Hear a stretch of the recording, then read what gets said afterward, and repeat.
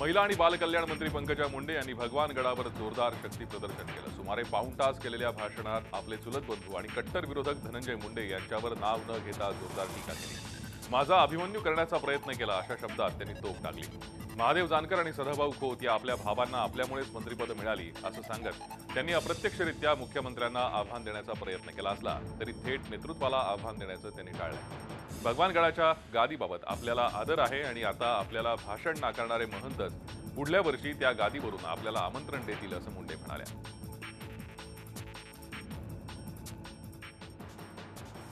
आपल्या घरी लग्न असलं धाकट्या लेकीचं तर मोठ्या लेकीला मूळ पाठवल्याशिवाय मोठी लेक येत नाही, रिवाज आहे का नाही?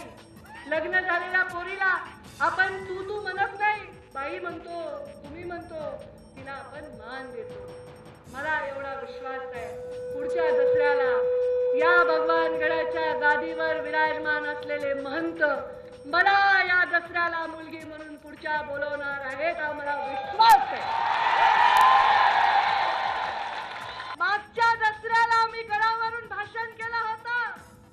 भगवान बाबांच्या चरणी नतमस्तक होऊन मी सांगितलं होतं की माझे बंधू जे आमदार आहेत ते पुढच्या दसऱ्यापर्यंत नामदार होतील।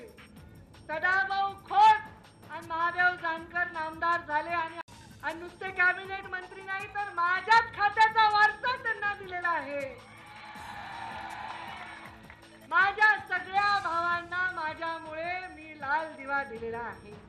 चंडा आणि मुंड राक्षसाचा वध हा दुर्गाष्टमी देवीने केलेला आहे, दुर्गा देवीने केलेला आहे।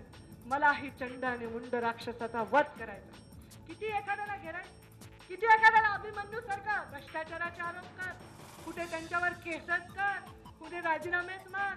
आता तुमच्या मशीनी दूध दिलं नाही तरी मीच राजीनामा द्यायचा करे? मी जर या राजकारणात तुमच्याशी प्रतारणा केली असेल, जनतेच्या हिताचा कुठलंही काम करण्यामध्ये स्वतःचा स्वार्थ साधला असेल तर राजकारणात मी क्षणभरही राहणार नाही। मी तुमच्यासाठी इथे आहे। माझा राजीनामा लिहून हेलिकॉप्टरमध्ये तयार असतो। ज्या दिवशी वाटेल की पंकजांनी लोकांना लाज आणली मी तुमच्यामध्ये राहणार नाही, कारण माझ्यावर कुठले आरोप सिद्ध करता येत नाही। मग काय करायचं? ते यांची प्रतिमा मलिन करा, ती गुंडचे, ती मवालीचे, तिने धमक्या दिल्या। आता मी तुम्हाला धमक्या द्यायची काय गरज आहे? तुम्ही सगळे आहेत नाही। ग्रामविकास मंत्री पंकजा मुंडे यांनी भगवानगडावर जोरदार शक्ती प्रदर्शन केलं। हजारो समर्थकांसह त्या भगवानगडावर दाखल झाल्या। त्यांच्यासोबत त्यांची बहीण खासदार प्रीतम मुंडे सुद्धा होत्या। सर्वात महत्त्वाचं म्हणजे पंकजा मुंडे यांच्यासोबत राष्ट्रीय समाज पक्षाचे अध्यक्ष महादेव जानकर आणि राज्यमंत्री सदाभाऊ खोतही आवर्जून उपस्थित होते। पंकजा मुंडे गडावर जात असताना त्यांच्या समर्थकांची मोठी गर्दी होती, तसंच त्यांना रस्त्यातच भाषण करण्याची मागणी करण्यात आली। मात्र पंकजा गाडीतून खाली उतरल्या आणि थेट भगवान बाबांचं दर्शन घ्यायला गेल्या। दर्शन घेतल्यानंतर नामदेव शास्त्रींची भेट न घेताच त्या गडावरून खाली परतल्या।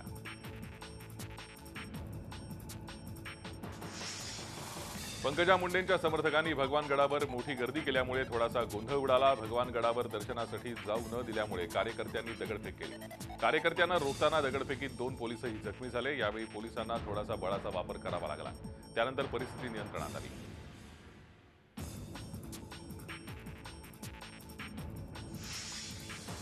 संघाच्या 91व्या स्थापना दिनी सरसंघचालक मोहन भागवत यांनी भारतानं केलेल्या सर्जिकल हल्ल्याचं कौतुक करताना सीमेवरती यापुढे अधिक सतर्कता बाळगावी लागेल असा इशारा दिलाय। नागपूरमध्ये संघ मुख्यालयात झालेल्या विजयादशमीच्या उत्सवात मोहन भागवत बोलत होते। 9 दशकांनंतर संघाच्या गणवेशात झालेल्या बदलामुळे यंदाच्या विजयादशमी उत्सवाकडे सारे देशाचं लक्ष लागलं होतं। फुल पॅन्टमध्ये आलेल्या शेकडो स्वयंसेवकांनी नागपुरात पथसंचलन केलं। विजयादशमीच्या आजच्या उत्सवाला मुख्यमंत्री तसंच केंद्रीय मंत्री नितीन गडकरी उपस्थित होते। भागवतांनी केलेल्या भाषणात सरकार आणि लष्कराचं कौतुक केलं। त्याचप्रमाणे विरोधी पक्षांकडून होणाऱ्या असत्य प्रचारावर नाराजीही व्यक्त केली। जे गोरक्षक घटनेच्या चौकटीत काम करतात त्यांच्यावर कारवाईचा बडगा उगारला जाऊ नये असंही ते म्हणाले। देशाचं ऐक्य टिकवण्यासाठी अनेक भागात गोकाळलेल्या जातीभेदावर मात करणं आवश्यक असेल असं त्यांनी यावेळी सांगितलं। येवला शहरामध्ये विजयादशमीनिमित्त राष्ट्रीय स्वयंसेवक संघाच्या वतीनं शहरातील प्रमुख मार्गावरून संचलन करण्यात आलं। संघाच्या नव्या गणवेशाची सगळ्यांना उत्सुकता लागून राहिलेली असताना येवल्यात मात्र पारंपरिक काळ्या रंगाची टोपी, पांढरा शर्ट, खाकी हाफ पॅन्ट या वेशभूषेमध्ये संघ स्वयंसेवक संचलनात सहभागी झाले। शहरात प्रत्येक रस्ता आणि चौकात सडा रांगोळीनं संचलनाचं स्वागत करण्यात आलं। ठिकठिकाणी संचलनावर पुष्पवृष्टी करण्यात आली। राष्ट्रीय स्वयंसेवक संघाचं हे शिस्तबद्ध संचलन पाहण्यासाठी ठिकठिकाणी येवलेकरांनी गर्दी केली।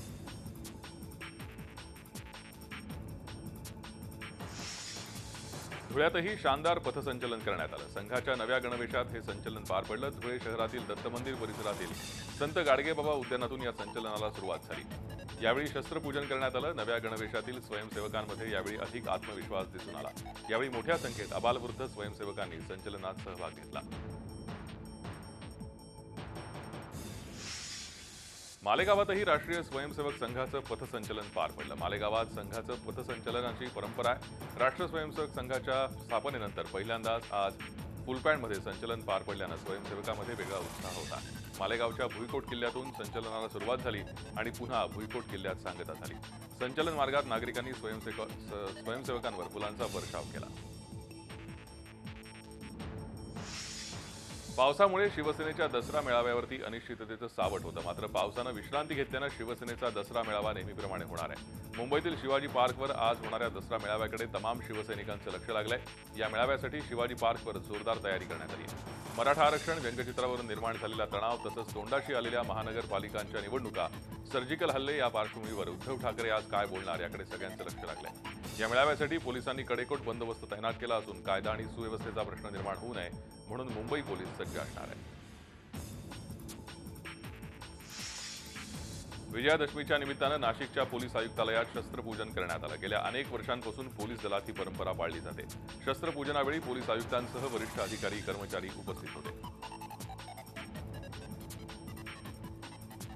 विजयदशमीचा मोठा त्योहार असतो आणि आज आहे आणि त्या अनुषंगाने आज आमचे सगळे अधिकारी कर्मचारी आमच्या पोलीस हेडक्वार्टरमध्ये आलो आणि इथे शस्त्रांची पूजा करण्यात आलेली आहे। त्याशिवाय आमच्या आर्मरी आहे त्याची नंतर MTO आहे। ही सगळी आज पूजा असतो आणि आम्ही सगळे पूजासाठी इथे एकत्रित झालो आहेत। विजयादशमीच्या मुहूर्तावर नाशिकमध्ये सोनं खरेदीसाठी ग्राहकांची गर्दी होतीये। मागच्या वर्षी विजयादशमीवर दुष्काळाचं सावट होतं, त्या तुलनेत यंदाच्या वर्षी चांगलं पर्जन्यमान झाल्यानं ग्राहकांमध्ये समाधानाचं आणि बाजारपेठेत चैतन्याचं वातावरण आहे। नाशिकच्या सप्तशृंगी गडावर ट्रस्टच्या सुरक्षा रक्षकाकडून अचानक जमिनीवर एक राऊंड फायर झालेल्या दुर्घटनेत 10 जण जखमी झाले। सप्तशृंगी गडावर विजयादशमीच्या दिवशी बोकड बळी देण्याची प्रथा आहे। याच वेळी ट्रस्टच्या वतीनं हवेत 2 राऊंड फायर करून मानवंदना दिली जाते। हा कार्यक्रम सुरू असताना ट्रस्टचा सुरक्षा रक्षक गन लोड करत असताना भाविकांचा धक्का लागल्यानं रायफलमधून जमिनीवर एक राऊंड फायर झाला। राऊंडच्या या धक्क्यामुळे 10 जण गंभीर जखमी झाले। जखमींमध्ये ट्रस्टच्या सुरक्षा रक्षकाची संख्या जास्त आहे। सुदैवानं या घटनेत कुठलीही जीवितहानी झालेली नाही। गडाच्या पहिल्या पायरीवर ही घटना घडली आहे। तिरुपती इथल्या तिरुमल्ला देवस्थानकडून करवीर निवासिनी महालक्ष्मीला अर्पण केलेला शालू आज दसऱ्याच्या मुहूर्तावर नेसवण्यात आला। दरवर्षी तिरुपती देवस्थानकडून महालक्ष्मी देवीला मातृभावनेतून शालू अर्पण करण्यात येतो। दसऱ्याच्या शुभमुहूर्तावर पश्चिम महाराष्ट्र देवस्थान समितीकडून हा शालू श्रीपूजक यांच्याकडे सुपूर्द केला। त्यानंतर श्रीपूजकांनी हा शालू देवीला नेसवला। दसऱ्याच्या मुहूर्तावर खानदेशात थंडीची चाहूल लागली आहे। ऑक्टोबरच्या सुरुवातीलाच पाऊस पडला आणि आता थंडीची चाहूल लागायला सुरुवात झाली आहे। धुळे जिल्ह्यात गेल्या 2 दिवसांपासून अनेक भागांमध्ये दाट धुकं पाहायला मिळत आहे। धुळे शहर धुक्याच्या दुलईत अक्षरशः झाकोळलं जात आहे। अवघ्या 50 फुटांवरही काही दिसत नाही अशी स्थिती आहे। पांझरा नदीकाठी तर नदीच्या वाहत्या पाण्यातून बाष्प बाहेर पडत असल्याचं चित्र आहे। हे दृश्य अनेकांना सुखावणारं ठरत असून सकाळी सकाळी या धुक्याचा आनंदही धुळेकर घेत आहेत। काही जण सकाळचा हा नजारा कॅमेऱ्यात बंदिस्त करतायत, काही उत्साही सेल्फी काढतायत। दाट धुकं एक वेगळीच अनुभूती देणार असलं तरी काही ज्येष्ठ नागरिकांना या धुक्यामुळे श्वसनाचा त्रास जाणवत होता। वाहन चालकांनाही वाहन चालवताना अडचण येत होती। हे दाट धुकं धुळेकरांनी सकाळी 8 वाजेपर्यंत अनुभवलं।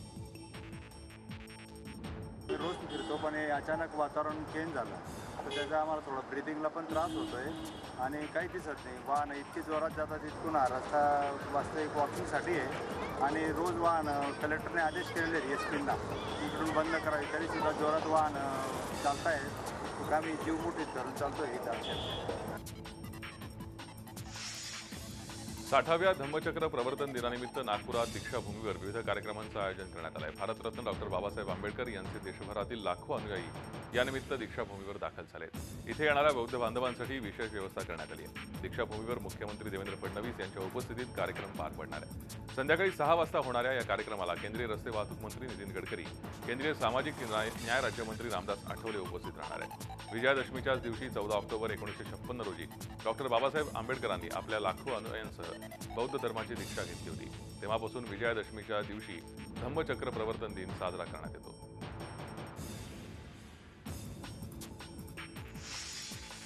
लातूरच्या ज्ञान सरस्वती मंदिर संस्थानच्या सरस्वती मंदिर परिसरात ज्ञान सरस्वती संगीत महोत्सव 2016चं आयोजन करण्यात आलं होतं। अखंड 31 तास संगीत महायज्ञाचं आयोजन यात करण्यात आलं। लातूरच्या सरस्वती संगीत कला महाविद्यालय आणि मराठवाडा संगीत कला अकादमीच्या वतीनं हा संगीत महायज्ञ पार पडला। दरवर्षी नवरात्रात हा संगीत महोत्सव आयोजित केला जातो। यावर्षी 6 ऑक्टोबर ते 10 ऑक्टोबरपर्यंत हा महोत्सव सुरू होता। या महोत्सवात भाग घेणाऱ्या गायक वादकांनी न थांबता सलग 31 तास संगीत महायज्ञ पूर्ण केला। अशा पद्धतीनं सलग 31 तास संगीत महायज्ञ करण्याची ही लातूरमधली पहिलीच वेळ आहे।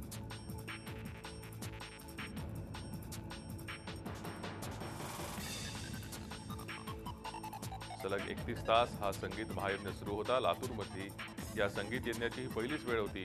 गायक वादक यात सहभागी झाले। त्यांनी सलग 31 तास आपली कला सादर केली। पुण्यातल्या सारसबागेसमोरच्या महालक्ष्मी मंदिरात आज दसऱ्याच्या मुहूर्तावर महालक्ष्मीला सोन्याची साडी नेसवण्यात आली आहे। तब्बल 14 किलो वजनाची ही सोन्याची साडी आहे। गेल्या 7 वर्षांपासून अशी सोन्याची साडी महालक्ष्मीला नेसवली जाते। महालक्ष्मीचं हे रूप पाहण्यासाठी दरवर्षी दसऱ्याला पुणेकर मोठी गर्दी करतात। 33 वर्ष जुनं हे महालक्ष्मीचं मंदिर आहे। नवरात्रीच्या 9 दिवसात मंदिराच्या वतीनं विविध कार्यक्रम आयोजित केले जातात। आज दसऱ्याच्या निमित्तानं मंदिरात लाखो फुलांची आरास करण्यात आली आहे। एक महाराष्ट्रामध्ये मंदिर आहे जिथे तिन्ही देवी एका मंदिरात विराजमान आहे। दसऱ्याच्या दिवशी आपण 14 किलोची सोन्याची साडी देवीला घालतो। ज्याच्या देवीची साडी बघायला आणि देवीचे दर्शन घ्यायला लाखो लोक महाराष्ट्रामधून हे देवीचे दर्शन करायला येतात। श्री महालक्ष्मी मंदिर सारसबाग याच्या वतीने 10 दिवसाचा उत्साह अत्यंत आनंदाने आणि सुखासमृद्धीने या ठिकाणी पार पडत असतो। महाराष्ट्रातून अनेक भाविक या ठिकाणी येत असतात। ह्या मंदिरामध्ये वैशिष्ट्य म्हणजे की 10 दिवसामध्ये असंख्य लोक आल्यानंतर या ठिकाणी त्यांची व्यवस्था चांगल्या पद्धतीने केली जाते। छत्रपती शिवाजी महाराजांचं राज्य हे भोसल्यांचं नाही तर रयतेचं राज्य होतं। त्यामुळे 350 वर्षानंतरही शिवाजी महाराजांची ओळख टिकू नये असं मत राष्ट्रवादी काँग्रेसचे अध्यक्ष शरद पवार यांनी व्यक्त केलंय। पुण्यातील नांदेड सिटीत सरदार पिलाजीराव जाधवराव यांच्या समूह शिल्पाचं अनावरण पवारांनी केलं त्यावेळी ते बोलत होते। झी 24 तास रहा एक पाऊल पुढे।